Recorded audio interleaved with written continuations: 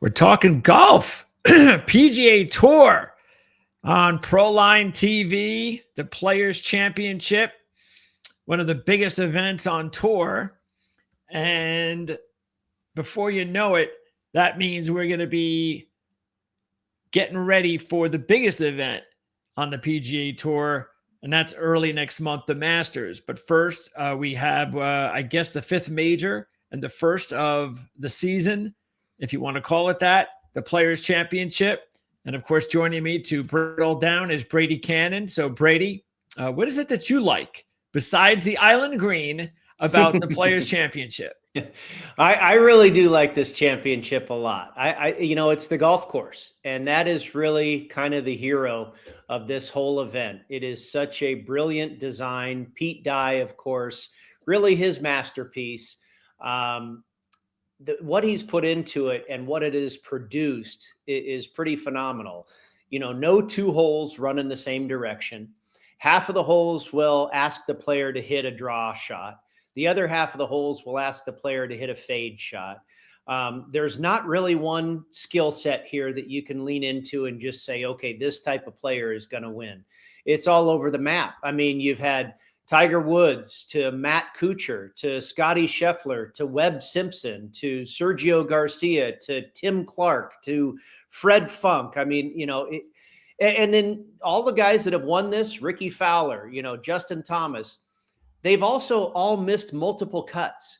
There's really no consistency here with the Players Championship. And I just think that speaks to how difficult it is, how brilliant the design is.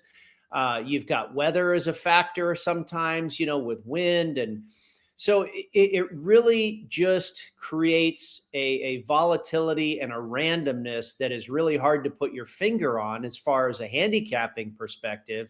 But that's also the beauty of it, that you never know who's going to show up. And I mean, Craig Perks, you probably remember, out of nowhere won this thing. Really, I think the only victory of his entire PGA Tour career. Jerry Kelly used to always show up on this leaderboard. I mean, that was in itself consistent, I guess. And we don't see that all too often. In today's game, probably the most consistent performer has been Hideki Matsuyama.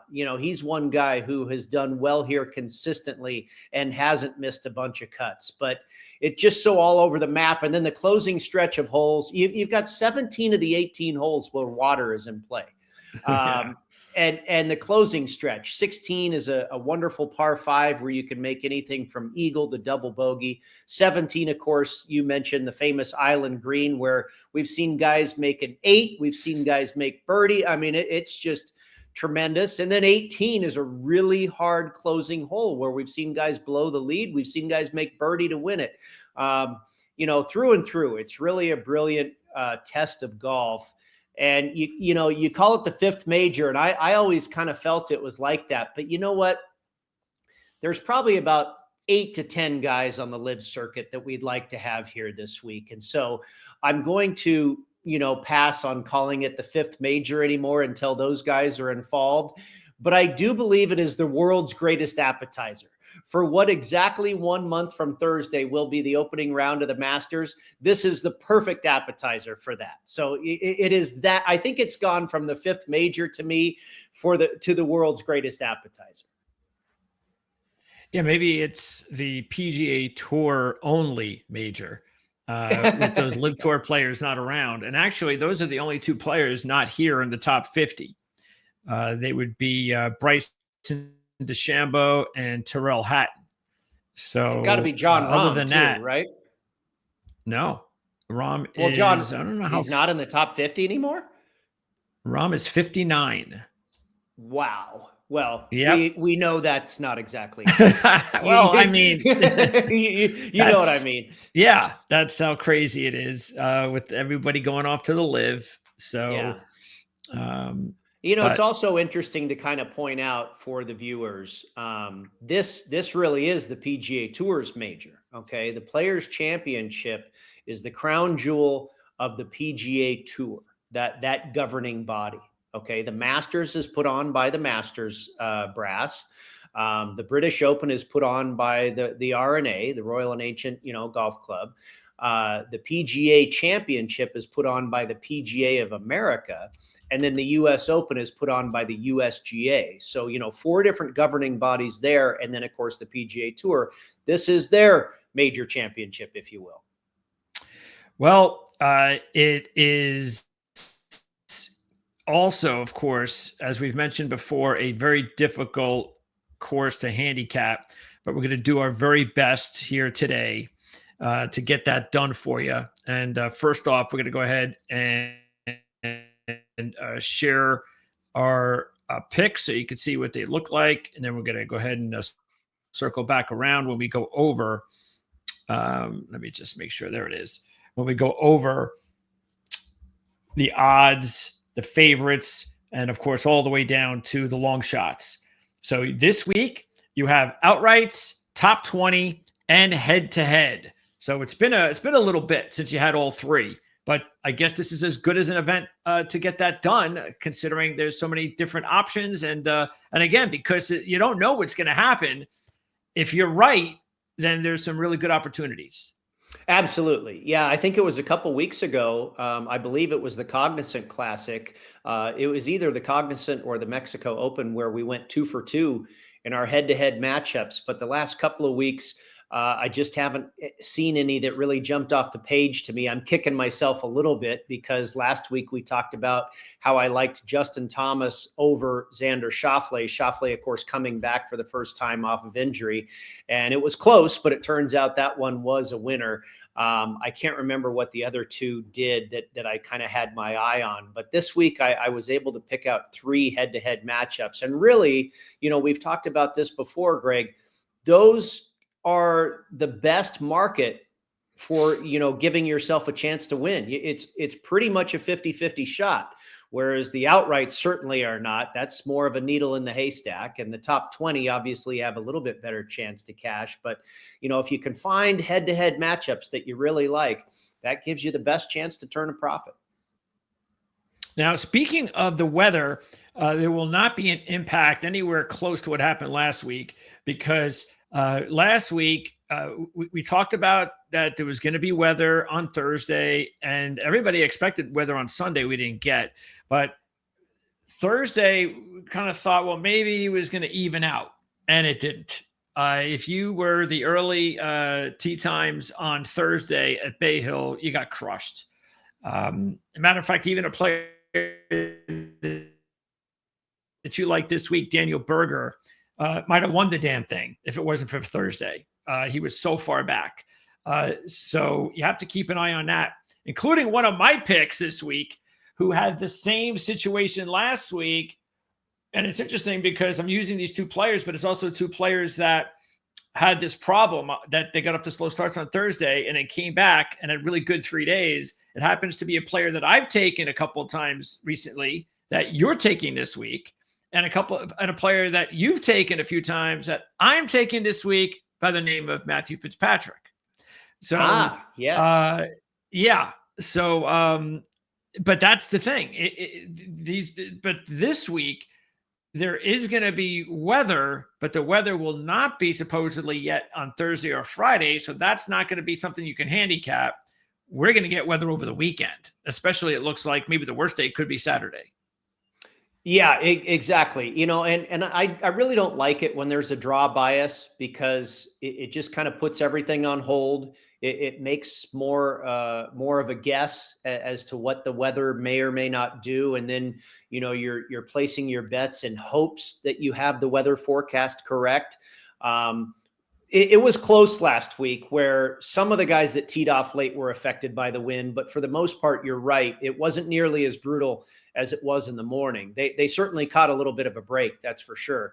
Now this week, it looks like Thursday and Friday will be very, very calm with winds less than 10 miles an hour. And that's great. If the wind's going to pick up over the weekend, fine.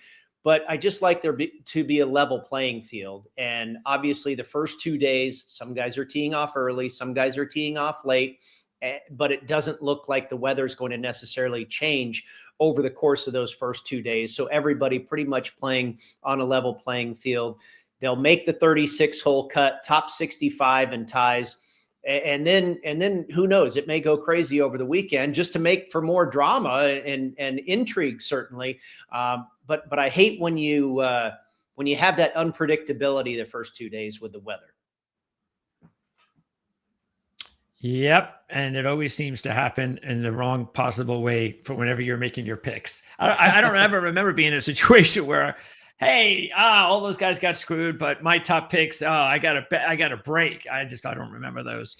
But that's it's interesting to note. Okay. I made 7 outright picks this week, and also, like I usually do, I took those same 7 guys to finish top 20. 4 of my picks tee off in the early wave, and 3 of my picks tee off in the late wave. So obviously pretty balanced there. But I believe it's 15 of the last 18 Players Championships winners have teed off early on Thursday, which is kind of interesting. I think that's probably, I like that. Yeah, but the thing is, I don't know how much it means. Does it mean we typically don't, especially since they even had and we had the schedule change too.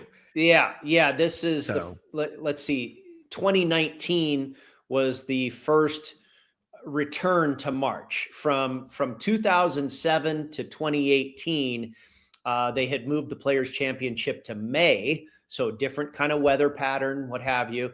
But for years before that, it started in 1974, I believe, and all the way through 2005. It was in March, had a little bit of a hiatus. Now we return to March. But so, 15 of the 18 or something teeing off in the early wave. Does that mean the wind typically picks up in the afternoon? Maybe. Or is it just complete randomness? It's hard to say. That's just something that I believe is, I'm not sure. I'm pretty sure it's 15 out of 18, but it is a fact. Well, as long as it's not like 2 of the last 4 because of the change. It's a decent size sample size. Well, yeah. So I'm saying it could still be 15 of 18, but it could also be 2 out of the last 4. You know what I'm saying? So, but I'm sure it's not if what you're saying is the case. But you got to put that in play. You have to. It's something. But like you said, you've got them in both quadrants. So I think that's something that you might want to just. You might as well. Look, we talk about trends all the time. Matter of fact, if you take a look at some other key trends this week, 9 of the last 11 winners are major champs, including the last 6. Big size. Yeah. The last 21 winners ranked inside the top 100. So again, you're not looking for long shots necessarily, even though they have had long shot winners, as you said before, but it just hasn't seemed to happen a whole lot lately. There have been 29 different winners over the last 31 events, meaning Scotty Scheffler and Tiger Woods are the only 2-time champs to win both of their titles over that span of the last 31. There have been other multiple winners, but not over the last 31. Of course, Scheffler has just done it back to back, and it's going to be awfully tough for anybody to win back to back, especially when you are the 4-1 favorite. Yeah, and I think Jack Nicklaus is the only other player to win it back to back. And I'm not sure if that's even accurate. Nobody's done it 3 times in a row. And like you say, there's only a handful of guys that have ever won it twice. Fred Couples, Davis Love, Tiger, Jack Nicklaus, Scotty. It's also interesting to note that Scotty going back to, in fact, I think he may be the only guy to ever go back to back, because the defending champion in Scotty finishing first last year, he was the first time that the defending champ finished inside the top 15 since Adam Scott. Wow. So not only is a guy not going back to back, but usually they aren't even that good. They rarely finish even top 20. So and it speaks to what I was talking about, the volatility. You've got guys that have won this thing before that have also missed the cut 4 times. It is a real toss-up. There's very little consistency to how guys perform here, good or bad. Speaking of good players to win here, the average world ranking of the last 12 winners is 19.1, and that's with 7 in the top 10 and 3 at world number 1. Scheffler last year, Day in 2016, and Tiger in 2013. By the way, since the schedule changed from May to March, which was, as you said, in 2019, the 5 winners ranked first, second, third, sixth, and 10th. So whatever that means, since they've changed it to from May to March, all 5 winners have ranked in the top 10 in the world. Also, all of them, yes, had a top 5 result the same year prior to winning. And all 5 of them were major winners, as I said, because it's been 6 straight. So a lot of really good players have won ever since the switch to March. I'm just thinking that's a coincidence. I don't think the switch to March means much, but everything else definitely does come into play.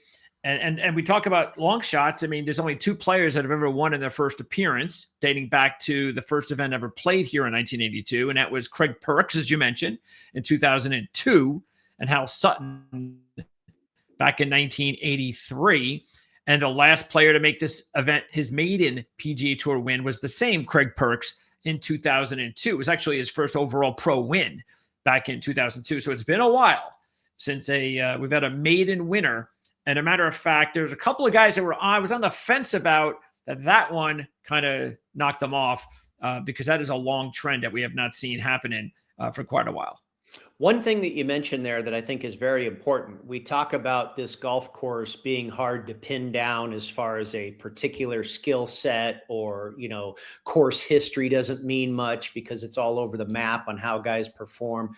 Current form is pretty strong. And you mentioned that, whatever it was, 8 out of the last 10 winners or something like that, have had a top 5 finish earlier in the year. So that speaks to a guy being in good form.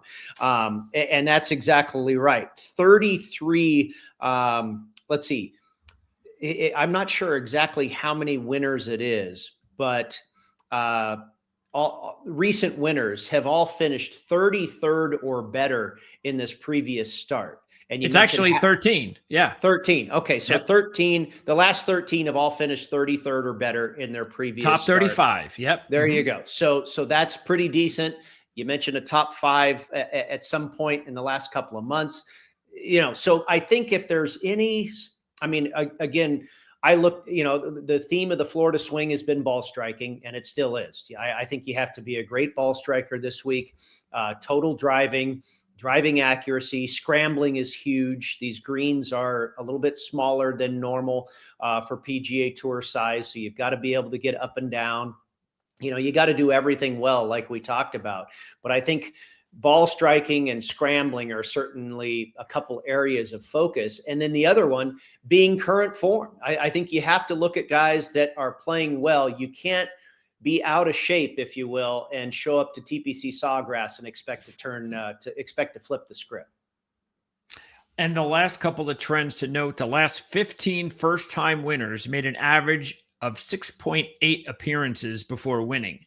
And during that time, only 2 players made less than 4. That was Scheffler a couple of years ago in his 3rd appearance, and SW Kim in 2017. Siwoo did that in his 2nd appearance, which also is something a little unusual, because if you look at the last 17 winners, they registered at least one previous top 25 at this event, including Siwoo Kim, who was only making his 2nd appearance.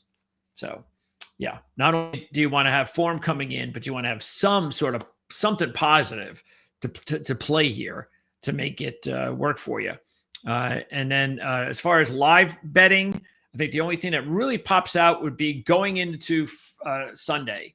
After round 3, there's only been one winner all time, starting outside the top 7, going into the final day. Do you know who that is? Oh, boy. Who came? It's somebody that you've mentioned already on the show. Oh, interesting. Gosh, Tim Clark. I don't know. Ricky Fowler. Okay. In 2015, he was in 11th place, 3 shots back. So he's only 3 shots back in 11th. So that was a crowded field back then. And the farthest back a winner has started and won after the 3rd round was 5 shots back. It's happened 3 times, including Scotty Scheffler last year. When he was 5 shots back entering the final round. 13 of the last 14 winners began the final round within 3 strokes of the lead. And again, Scheffler was the one that broke that string when he was 5 back last year. So Yep. Yeah. I that's always, what we when I've have got one for of my trends. contenders going into Sunday, I never like it if they're more than 4 shots back. I think more than 4 shots back with 1 round to play is pretty tough to overcome. Okay, let's go ahead now and get started by taking a look at the odds. Of course, starting at the top, once again, Scotty Scheffler, who's not exactly playing his best golf, but the fact of the matter is, uh, you see, I think 4-1 is normal, but I want better odds than that for someone that is expected to win a third straight TPC, because that has never happened, as you said, even though he accomplished something last year that never happened. So if anybody can do it, it's Scotty. But it's still going to be something that the odds, I think, should be more than 4-1, and they're not going to give it to us, so I'm not going to take it. I have seen about 5.5. I have seen about plus Really? 550. Yeah. At one book out here locally in town. I think it was plus 565, if I recall, to be exact. But that's the Okay, highest I've seen. good. And Then I that's agree with you. fair. I think it's a much more accurate price. He's clearly not in Scotty type form. He's not far off. He's still Scotty, but yeah, I think a 5 or 6-1 is probably a more accurate price on him. Okay, and then of course Rory's odds have moved up a little bit over the last couple of days to 10-1, and then we also have Morikawa here, your top pick. McIlroy, he is somebody that, believe it or not, he's only had 4 top 10s in 14 appearances. That shows you once again the difficultness of this golf course, even though he does have a win. But since his win in 2019, he has 2 missed cuts and only 1 top 20. So yeah, it's exactly what I'm talking about. The resume for these players, even the winners, is very spotty. And it's interesting. You put up the screen there, Rory at 10-1 and Morikawa at 14. I've actually seen those numbers flipped here in town. wow. I've seen Morikawa lower than 10-1, and I've seen Rory as high as 13, close to 14-1. So the point of this conversation is shop around, because odds do vary from store to store. But I think it also speaks to the fact that, what Morikawa did last week, he's obviously in excellent form, and not that Rory's in poor form. He just won recently, but he hasn't had great success here since 2019 either. But you decided to jump on that form because, again, you're going to make Morikawa your top pick. And I went with a couple of form guys as well. We'll get into Morikawa has never had a top 10 here, but he has made 3 out of 4 cuts. He's a major winner. We know how important that is. And, the thing with Morikawa, and this is also going to be important if he is up by 1 going into the final round on Sunday, especially if it is windy. I don't know. I'm wondering whether or not he's now having a little bit of a psychological issue closing these things out, because we saw what happened to him at the Century a few years ago. We know he hasn't been winning a whole lot lately. And it's a tough golf course, Bay Hill. I'm not trying to sit here and say that he was too conservative or any of that stuff, or he choked. But he really, where he was positioned last week, he really needed to close the deal. And we expected him to close the deal, how talented of a player he was. That would be the only thing that I would be a little bit concerned with. But sooner or later, he's going to win. It's just a matter of when. Yeah, no, you're exactly right. You wonder if it starts to creep into his mind a little bit, and I'm sure it has to. But at the same time, like you allude to there, the more times you go through that pressure cooker, it continues to build scar tissue. And I think eventually in the long run, it helps you to go through those type of situations. And I was thinking that there might be some anti-Morikawa sentiment this week because of how he was not able to finish it off last week. But as it turns out, he's a relatively popular pick. And you could argue he's the second best player in the world right now. He's got 2 runner-up finishes already this season. You mentioned no top 10s here, but he has finished as high as 13th. And then you look at the correlated courses, a lot of Pete Dye designs and the Wyndham Championship, Siwoo Kim, Webb Simpson, the the Wyndham Championship has tremendous crossover here with TPC Sawgrass.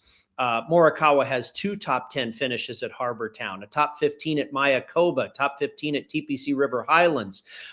He finished runner-up last year at East Lake at the Tour Championship. That's another course that has a lot of crossover success. Ball striking, bogey avoidance, driving accuracy. I mean, the guy checks every box there is. And so he wasn't the first guy at the top of my mind to land on this week. But then I started thinking about it. I'm like, how can you avoid him? He was right there last week, and I wouldn't be surprised if he's right there again this week. You got Ludwig there at 16-1. He was 8th last year in his only appearance. So again, only making his second appearance here, but if anybody can do it, I'm sure he can. Justin and Schauffele are at 22-1. Schauffele showed the rust that we expected last week. And boy, you talk about volatility of somebody's overall history at a golf course. Nobody probably has it more than Xander Schauffele with his 2 runner-up finishes and 3 missed cuts out of 6. I mean, that's crazy. And Justin, similarly to Colin, they're both, I think, having the same problem. Justin has the awful start early on. He's lucky to play in the afternoon on Thursday, gets off to a slow start, and then all of a sudden, for the rest of the day on Thursday and into most of the day, it looked like on Friday, everything is going good. And then he decides to all of a sudden just have like the worst time for the worst shot. I forget what the hole it was where he hit the ball in the water. And ever since then, it was like he was done. It's like all that momentum he had gone away in a snap on one bad shot. Oh, I was living through it vicariously because he, as you recall, he was one of my outright selections last week, and he failed to even cash me a top 20, which, I mean, there was one point on Saturday before that collapse that he was 1 shot out of the lead. He was making a charge. He had made a couple of birdies on Saturday morning, and then all of a sudden it all went south. Like you say, he put that ball in the water. And now, one thing, if you're paying attention last week at Bay Hill, and especially looking at the stats and everything, through those first couple of rounds, now it carried on for 4 days for Morikawa, but for those first couple of rounds, I don't think there was anybody in the field that was striping the ball better than Justin Thomas and Colin Morikawa. Their driving accuracy was spot on. They were hitting every fairway. They were top 5 in strokes gained approach. They were just absolutely nailing the golf ball. The ball striking was pristine. And I started already thinking ahead to this week. I'm like, Thomas is going to be a play for the Players' Championship. And then all of a sudden, he just unraveled over the weekend. And while oftentimes that can give you a better price in the odds, he didn't really drift that far. He's in the neighborhood of 25, 26. I haven't seen a whole lot higher than that. If you could get him better than 30-1, I think he's worth a shot. But I almost went back to the well with Thomas this week, but just how he kind of fell apart over the weekend kept me off of him. The first part of what he did at Bay Hill, though, boy, he was as good as anybody in that field, and he looked as sharp as we've seen. And if you look at what he's done this whole year, he's had a number of good. I mean, he's close, Greg. He's really close, but he's not there yet in my mind. And neither one of these players, by the way, had a top 35 last week. So keep that in mind, both Thomas and Schauffele. The next couple of players we're going to get to, my top pick is Hideki Matsuyama. He's got the major checkbox. He's also been, and I mentioned this last week because I had remembered, I just wasn't positive, but yeah, Matsuyama has been one of the more steadier golfers at this golf course. He has 7 top 25s out of 9.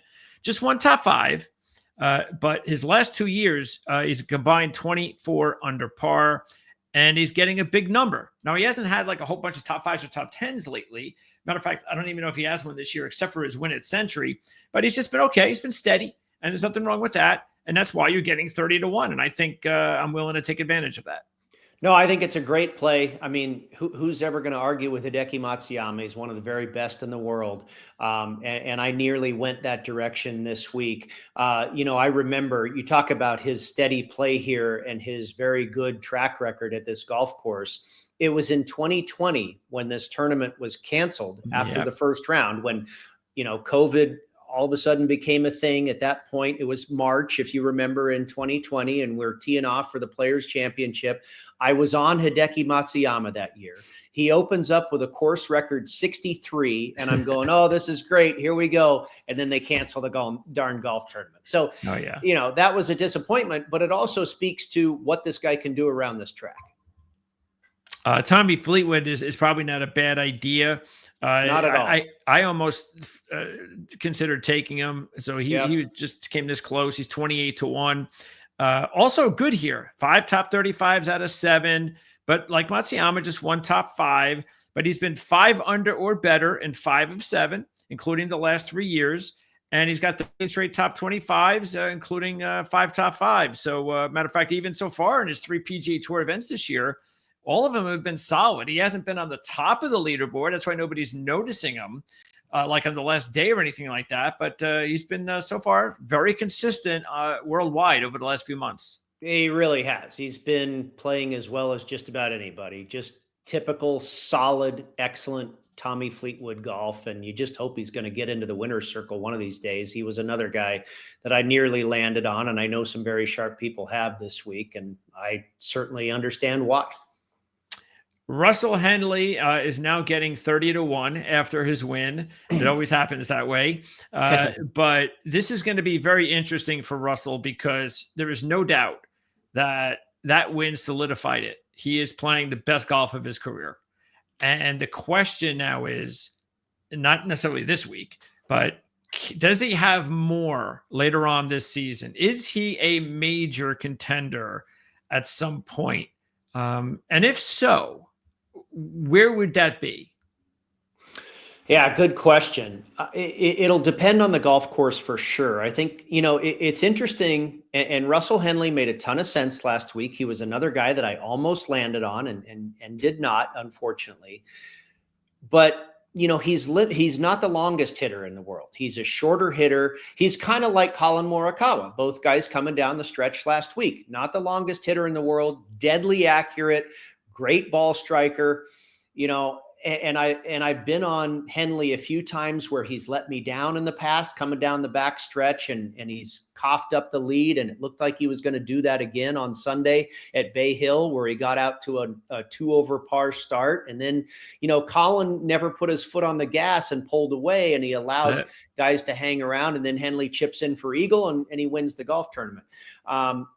I was on him in Mayakoba, which is a correlated course, in my opinion, to Sawgrass, a shorter accuracy-based track. He's done extremely well at Sedgefield, the Wyndham Championship.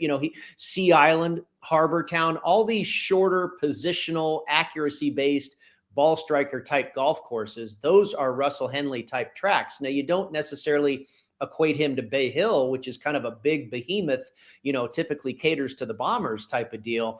But it goes to show, and he's done well the last couple of years at Augusta National too, which is also a behemoth of a golf course. So it goes to show that Russell Henley can pretty much play anywhere. But I think, those shorter positional accuracy-based golf courses are more in his wheelhouse, which, Sawgrass would qualify for, really.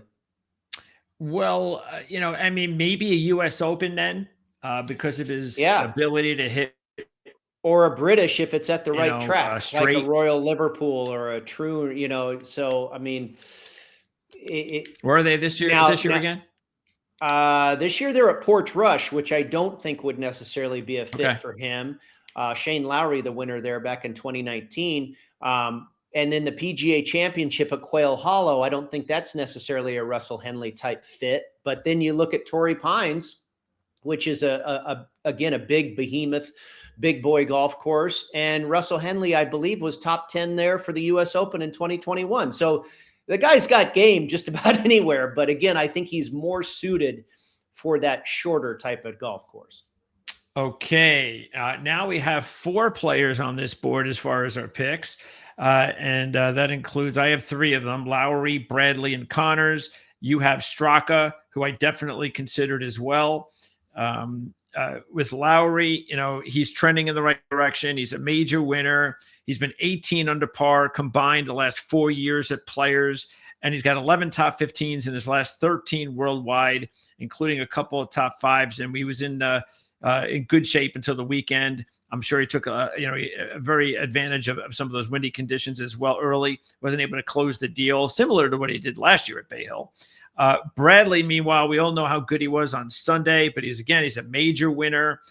He's missed the cut here the last 2 years, but again, that doesn't matter because he has a couple of top 10s and a top 5, and he has 4 top 30s in his last 6 on the year, a couple top 10s and a top 5. Connors, now that he's in the odds range, which I prefer him to be, and he also is coming off a very strong week last week, and he's been very consistent. He's been good here. He's had a really good season so far. He contended at the Century in Kapalua too. And he's last year was his best, one of his best, I believe. He was 11 under, finishing in 13th place, third last week, of course. So he's trending well, and he has 4 top 10s in his last 8. So that's the reason that I went with those 3. But like I said, Straka would have definitely been on my list as well. But you took him, and he has 7 top 15s in his last 9, with 2 top 5s and a win. And he's coming off a 5th in his last event.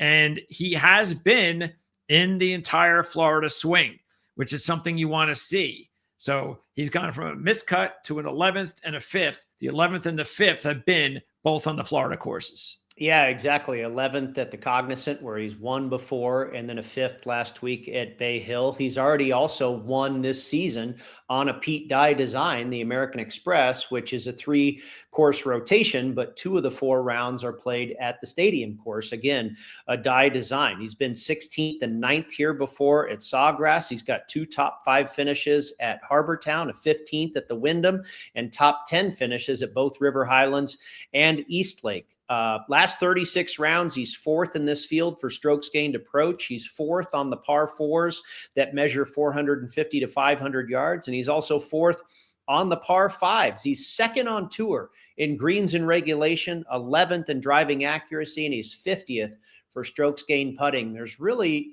it was amazing. I was looking it up, Greg. Sepp Straka is now 13th in the world in the OWGR. And while we know those are a little bit tainted because no live players are involved, Sepp Straka is definitely becoming a top 20 player in the world right before our eyes. And his consistency, his accuracy, so I think he makes a lot of sense for this golf course. Well, the last thing he's missing, similar to Russell Henley, is the big one. That's what some of these golfers. And this might be the first next step, Never know, because he is definitely on top of his game. So it's there for the taking.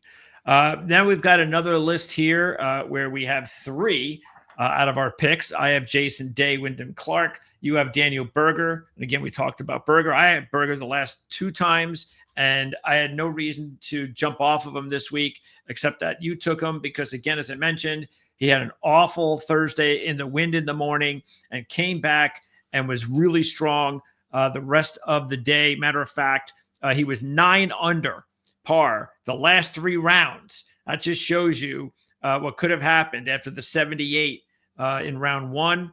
And he's had a couple of good showings here, 3 top 15s, actually, 2 top 10s. And in his last 4 appearances in a PGA Tour this year, everything's in the top 25, including the runner-up. And then I took Day and Clark. Day had a nice go at it last week. He was in contention. He's a former winner here, so he knows how to get around. He's also got 14 straight cuts.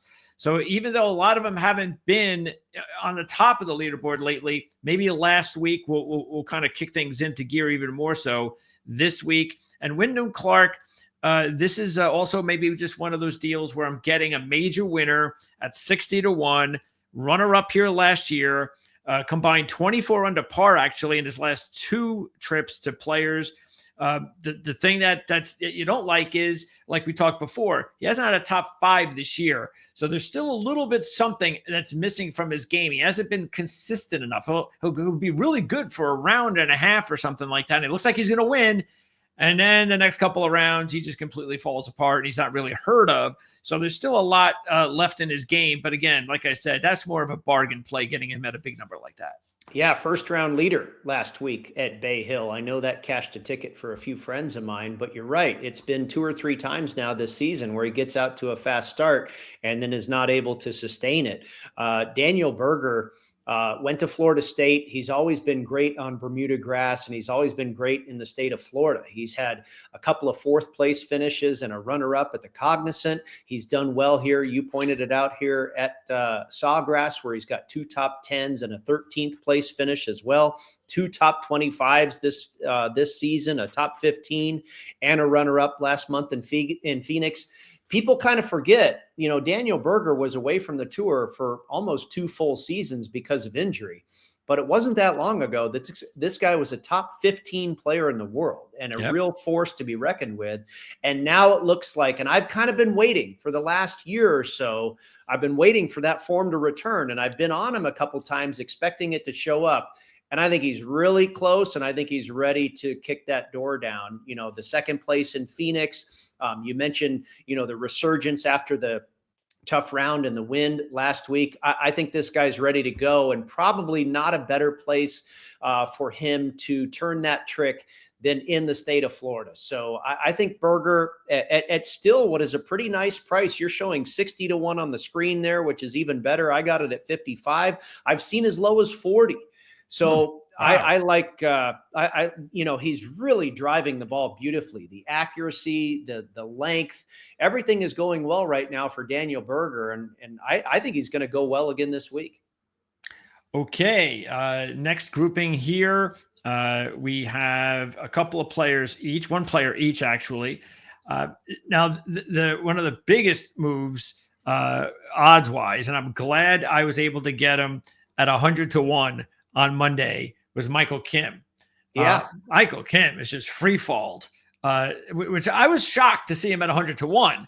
So I knew that I was going to drop, but boy, did it really drop all the way to 65 to 1. Now, the big problem that we have with Michael Kim is something that at least you're not as worried about because it's TPC, where anything can change at TPC, meaning you don't have any success. Like he doesn't. He has no success here. He's a combined 29 over par. He's missed 3 out of the 4 cuts with a best of 60. So this has not been a good golf course for him at all. But as we've said before, TPC, that can change in 1 4-day period.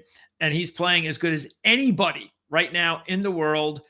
4 straight top 15s, 2 top 5s, 4th last week.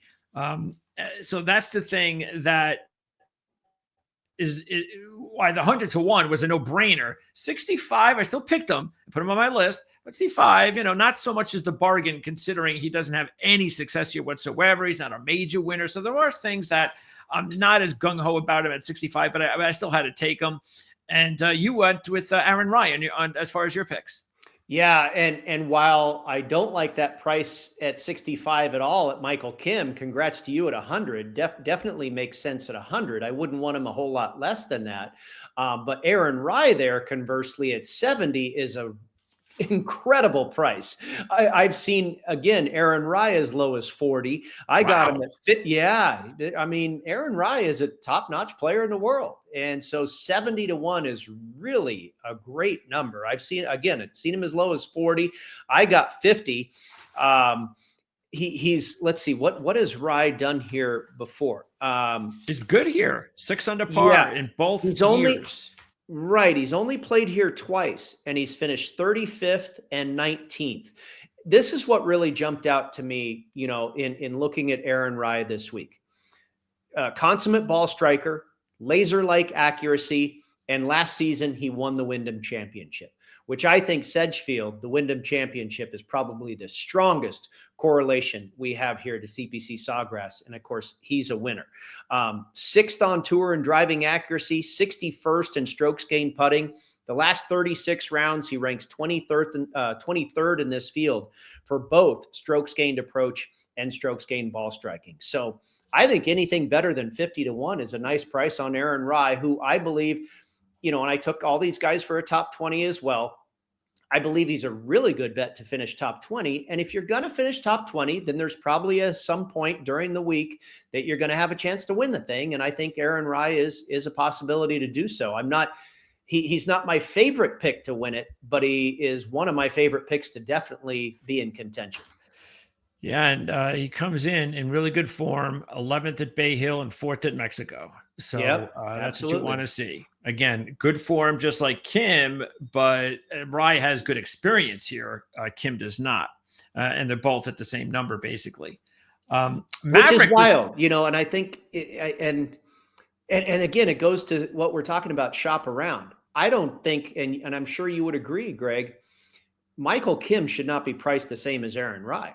You got him at 100. I got Rye at 50. I think that's pretty accurate. Sure. Aaron Rye's twice the price. You know what I'm saying? So anyway, shop around. Like that's the thing. And that's why it's also a good idea, if you can, is to take a look at, to do your research as early in the week as possible, even Sunday night. This way you could be ready to go first thing when those odds pop out, because that's how you're able to take advantage of some of these odds before they drop. So, McNeely was someone that I also considered, but I didn't like his form last week. I was kind of surprised that he didn't play as well. I'm not sure if he got caught up in the wind on Thursday, but he was ninth here last year. He had a really good showing, 13 under par, after not doing a whole lot in his 3 previous finishes. But that was the main reason that I didn't go down that road, because of the miscut last week. I worry if I picked him the wrong week. He could be live this week. He's got great game, and for all the reasons that I picked him last week, he's been playing extremely well. He's a tremendous scrambler. His short game is world class, and it was really weird what happened to him last week. He gutted out a good round to open that tournament, and I think he finished 1 under or 1 over. It was a round that was perfectly fine. I liked where he was after one day. And then all of a sudden he went sideways. I think the second day he shot like 80 or something. It was he was up to like what? What was he? 3 under at one point, I believe. Yeah. And then he ended up like, I think 1 over or 1 under, something like that. To end of round. Yeah. A very respectable first round. Yeah. And then all of a sudden he went off the rails, and I was like, God, what happened to him? So yeah, no, I agree with you. I was kind of scared off of him this week, but I wouldn't be surprised, and I'll be kicking myself when he's sitting there in the top 5 on Sunday. Yeah, that's the way it is. In this grouping here, Denny McCarthy barely. I nearly had him, but he's never won, and that was a trick for me there. But he's been good here. He's never missed a cut, and he does have a top 15 in his first 3 years here. 1 under par combined, not bad. His last 2 years, 13 under par. So this has been a good course, basically, for Denny McCarthy, who's got 11 straight cuts, 8 of those top 35s, and a couple of top 10s with 1 top 5. Meanwhile, you took JJ Spawn in this group at sitting there right now at 90-1, and you've now hit Spawn, I think, 3 times so far this year? It's at least twice. I know I chose him, and maybe one other time. Maybe I had him at Torrey Pines or something. I can't recall. I think I did. I think I picked him at Torrey Pines for the Farmers, where he had a nice finish. He cashed a top 20 for me, finished 15th there at Torrey Pines, went to San Diego State. So, of course, that's very familiar with him in that area, and comes off of that runner-up finish at the Cognizant a couple weeks ago right here in Florida. I think he's absolutely playing the best golf of his career. He is the consummate ball striker.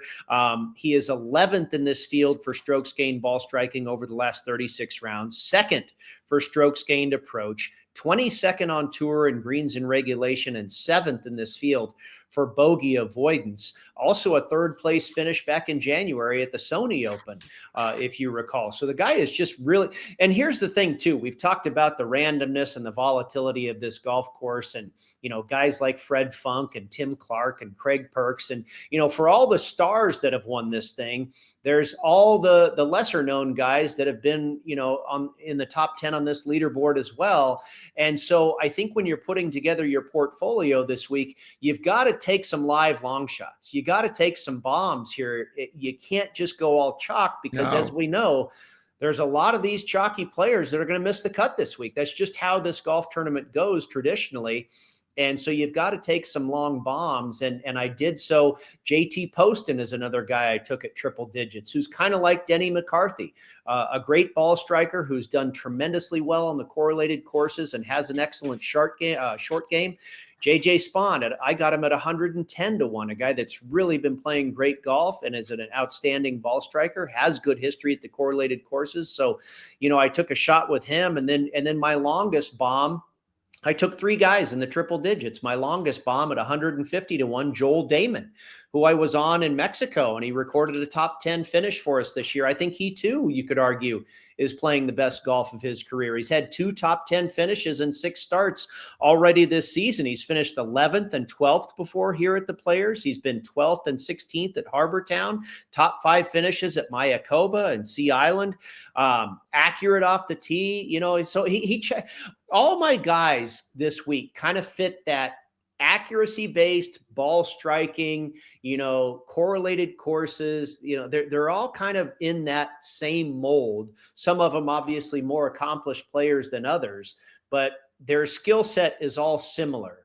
And current form, I think, is a common theme for all of them as well. So that's kind of how I put my card together this week. And again, I had to take some longer shots, as I mentioned, because these guys seem to show up at this golf tournament as well. Well, there's a big difference between trying to pick someone that is in the hundreds, which Damon is, but compared to most of them, which are in the hundreds, that still you're getting. It's a big difference between where they're ranked and what you're getting odds-wise, and that's not part of our trends. So, like for instance, even some of the ones that you just mentioned, and we've already gone over some of the other long shots like Rye and so forth, and even this group here. I mean, Brian Harmon, a major winner.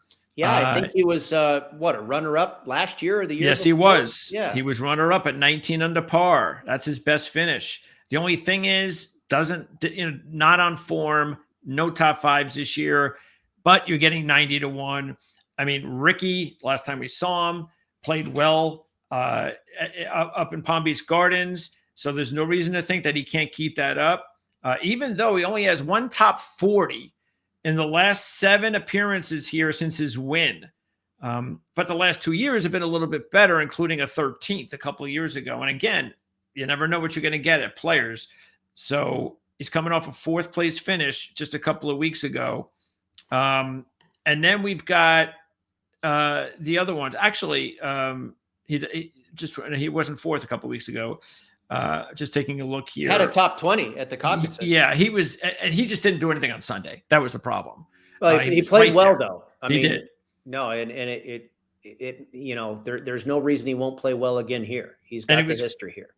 And he had that 4th place finish to end 2024. I don't know where that was. Hero. I don't know where it was. So he does have a recent top 5, but just not this year. And then Fitzpatrick, as I said before, what really intrigued me of Fitzpatrick, a couple of things: major winner.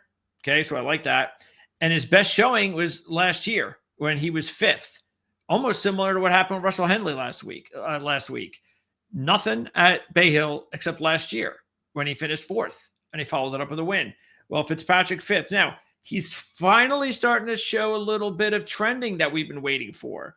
Mm-hmm. He's got the top 25 last week. And as we said, 6 he was under good last par week in his last 3 rounds, if you take out the 78 on Thursday. Yeah, as you know, he was one of the guys I landed on last week, and I was impressed. He had a good tournament.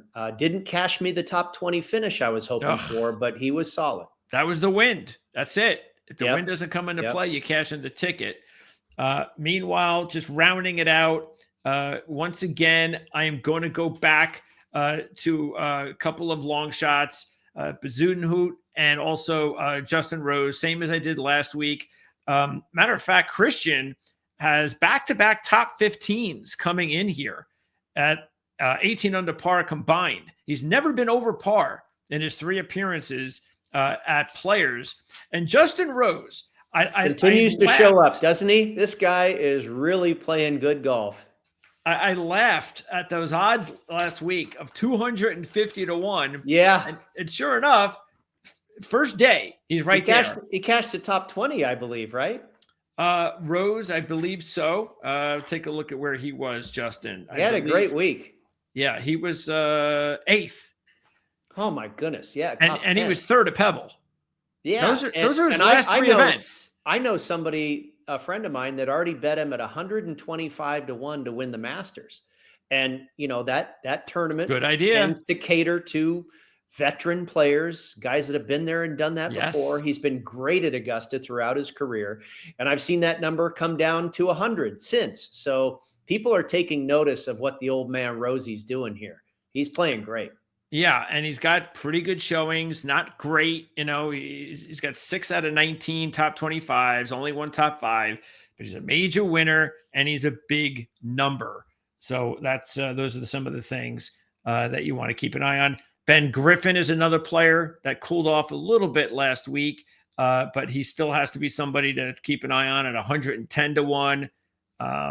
Gracerman, you have him this week in something, don't you?